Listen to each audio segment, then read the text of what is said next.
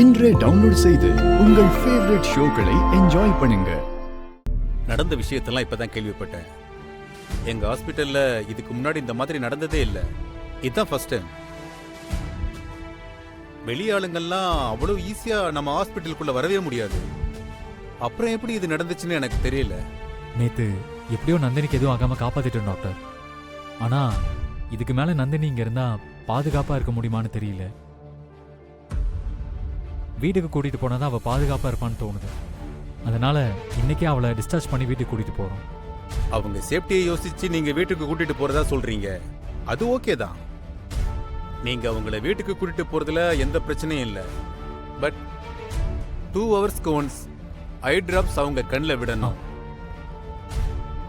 அதுக்கப்புறம் ஒரு முக்கியமான விஷயம், இன்னும் 1 வீக் சூரிய ஒளி டைரக்டா அவங்க கண்ணில் படவே கூடாது. அதனால அவங்க பகல் ஃபுல்லா வீட்டுக்குள்ளேயே தான் இருக்கணும். அவங்க கண்ணு சேஃப்டியா இருக்க நான் ஒரு கிளாஸ் தர்றேன். அந்த கிளாஸை வாங்கி அவங்களுக்கு போட்டுட்டு அதுக்கப்புறம் அவங்கள ப்ராப்பரா டிஸ்சார்ஜ் பண்ணி வீட்டுக்கு கூட்டிட்டு போங்க. சரிங்க டாக்டர், ரொம்ப தேங்க்ஸ். தேங்க்யூ. வரோம் டாக்டர்.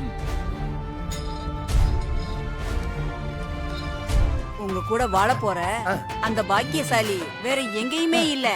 உங்க பக்கத்திலேயே தான் இருக்கா. உங்க கூடவே தான் இருக்கா. கூடவே இருக்காளா? யாரையும் காணுமேமா. உங்களுக்கு ஏத்த மகாலட்சுமிய நீங்க பார்க்க போற நேரம் வந்துருச்சு. இந்த நேரத்துல இருந்து, இந்த நிமிஷத்துல இருந்து, இந்த நொடியில இருந்து, இந்த இடத்துல இருந்து நீங்க உங்க வீட்டுக்கு போறதுக்கு முன்ன சிகப்பு ஆடையில எந்த பொண்ணு உங்க முன்னால வருதோ அவதான் நீங்க கட்டிக்க போற மகாராசி.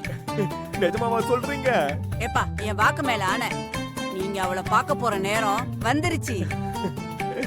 அவ கூட நீங்க வாழ போற நேரம் வந்துகிட்டே இருக்கு. அப்படி ஒண்ணு என் வாழ்க்கையில நடந்தா நீ என்ன கேட்டாலும் நான் தரேன். வந்ததுக்கு அப்புறம் தரது இருக்கட்டும். வரப்போறேன்னு சொன்னதுக்கு இப்ப ஏதாவது கொடுத்துட்டு போங்க. ஐயோ, இந்த பொம்பளைக்கு 100 ரூபா போதும். இந்த 100 ரூபா. என்ன ராசா, எம்புட்டு பெரிய விஷயத்த சொல்லி உன் வாழ்க்கையில விளக்கேத்தி வச்சிருக்கேன். வெறும் 100 ரூபா கொடுக்குறீங்க. வேற எம்புட்டு கொடுக்க சொல்ற? ஒரு 500 ரூபாய் காசு கொடுத்தீங்கன்னா சந்தோஷமா வாங்கிப்பேன்பா. அவ்வளவு காசெல்லாம் என்கிட்ட இல்லையே. கொடுங்க மகாராசா. நீங்க இப்படி எல்லாம் சொல்லலாமா? கொடுங்க. அம்மா, என்னமா பண்றீங்க? அட விடுங்கய்யா. அம்மா, அம்மா, மொத்தத்தை ஓடி விடுச்சே. இது போது ராசா. உன் வருங்கால பொண்டாட்டியோட நீ நல்லா இருப்ப. என்ன இருக்கிற காசெல்லாம் புடுங்கிட்டு விட்டுட்டா? சரி, காசு போனா போதும். நம்ம வாழ்க்கையில ஒரு நல்ல விஷயத்த சொல்லிட்டு போயிருக்கா. அவ சொன்ன மாதிரி நம்ம வீட்டுக்கு போறதுக்குள்ள நமக்கு ஏத்த அந்த அதிர்ஷ்டலட்சுமி நம்ம கண்ணுல படுறாளான்னு நல்லா நம்ம கண்ணை திறந்துகிட்டு பாத்துக்கிட்டே போலாம். டே வீரையா, கண்ணை திறந்து பாத்துக்கிட்டே போடா.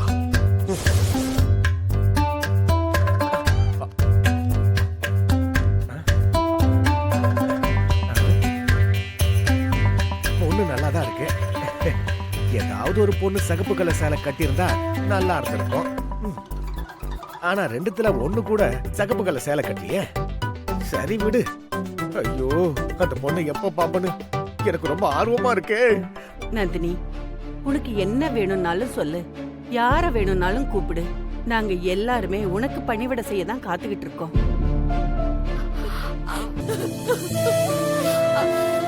என் பிள்ளைக்கு இப்படி ஒரு நிலைமை வரணும்.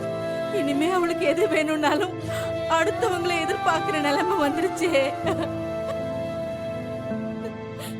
சுப்புலட்சுமி, இவ இப்பதான் ஆஸ்பத்திரியில இருந்து வந்திருக்கா. இவ வந்ததும் வராததுமா நீ ஏன் இப்படி அழுதுகிட்டு இருக்க? அழாத.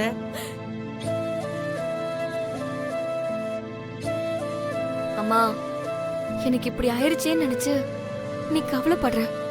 ஆனா எனக்காக கடவுள் இத்தனை பேரை கொடுத்திருக்காருன்னு நினைச்சு நான் இப்ப சந்தோஷப்படுறேன். நான் எதுவும் கஷ்டம் எல்லாம் பட மாட்டேமா. நீ கவலைப்படாத. ஏன்னா அந்த கடவுள் நல்லபடியா பாத்துக்குவாரு.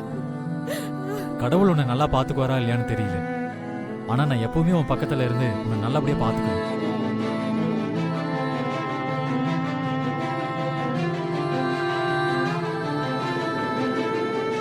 கரிகாலா, நந்தினிய ரூம் கூட்டிட்டு போப்பா. ஆஸ்பத்திரியில இருந்து வந்தது இவளுக்கு அசதியா இருக்கும்ல, கொஞ்ச நேரம் ரூம்ல தூங்கட்டும். ம் சரிங்க பாட்டி. வா நந்தினி. பார்த்து போமா. ஜாக்கிரதை. வாடா போலாம். வா. நீ போக்கா முன்னாடி. என்னடா நீ போக்கா, நான் பின்னாடி வரேன்.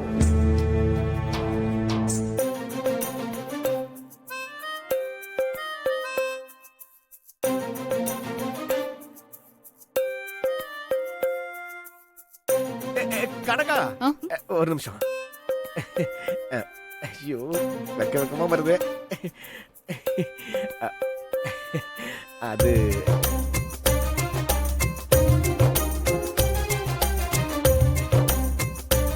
கரிகால நந்தினி கிட்ட சொன்ன மாதிரி நானும் உன்னை நல்லா பாத்துப்பேன். இந்த வீட்ல உனக்கு எதுனாலும் என்கிட்ட கேளு, நான் உனக்காக எது வேணாலும் செய்வேன்.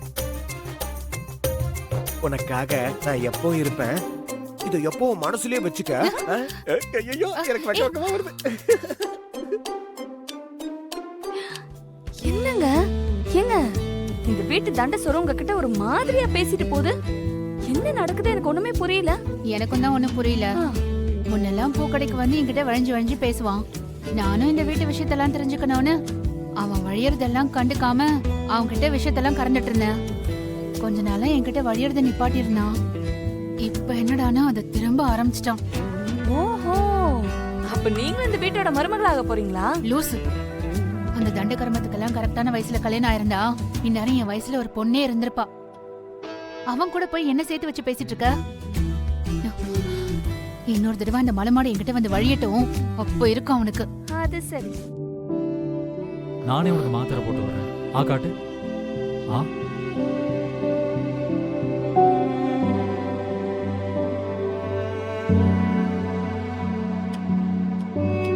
கரிகாலன நான் இவ்ளோ திட்டி இருக்கேன், இன்சல்ட் பண்ணிருக்கேன். ஆனா எனக்கு இன்னைக்கு ஒண்ணுனதும் எதையுமே மனசுல வச்சுக்காம என் கூடவே இருந்து என்ன இப்படி பாத்துக்கிறானே. நந்தினி, அப்படியே மெல்ல படுத்துக்கிறியா? இல்ல இல்ல இருக்கட்டும், நான் கொஞ்ச நேரம் கழிச்சு படுத்துக்கிறேன். உனக்கு வேற ஏதாவது வேணுமா நந்தினி? ஏதாவது வேணும்னா சொல்லு. என்னாச்சு நந்தினி? உங்ககிட்ட தான் கேட்கிறேன், எதுவும் பதில் சொல்ல மாட்டேங்கிற. உனக்கு ஏதாவது வேணுமா? எனக்கு ஒண்ணும் வேணாம் கரிகாலா. ம், நான் உன் பக்கத்திலேயே தான் இருப்பேன். உனக்கு என்ன வேணும்னாலும் என்கிட்ட சொல்லு, சரியா?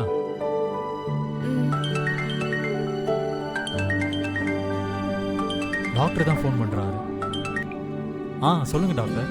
நந்தினி அவங்களோட ரிப்போர்ட்டை நீங்க எங்கேயே மறந்து வச்சுட்டு போயிட்டீங்க. ஐயோ, அப்படியா?